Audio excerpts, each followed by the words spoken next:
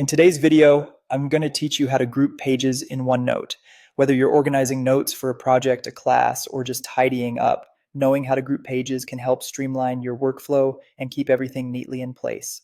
First, let's start by opening OneNote on your computer. Make sure you're in the notebook where you want to organize your pages. Now look through your list of pages and identify the first page you'd like to turn into a subpage. This is your starting point for grouping. Once you've pinpointed this page, go ahead and click on it to select it. Next, you'll need to select a range of pages that you want to group together.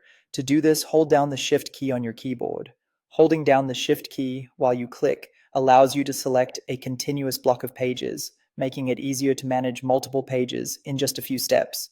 While holding the Shift key, click the last page in your desired group. You'll see that everything between the first page you selected and this last page is now highlighted.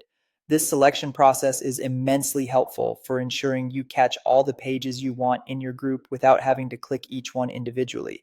Now that you have your group of pages selected, it's time to transform them into subpages. With all the pages highlighted, right-click on any one of the selected pages. A menu will appear with various options for how you can manage and configure your notes. From this menu, you'll want to choose the option labeled Make Subpage. When you select this, OneNote will organize your chosen pages as subpages under the first page you selected. This action nests the pages under a parent page, helping to visually declutter your notebook and making it easier for you to navigate through your notes.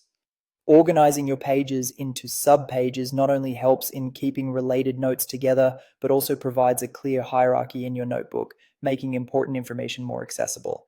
If at any point you need to undo this organization, OneNote allows for easy adjustments, so don't worry about making a mistake. You can always reorganize later.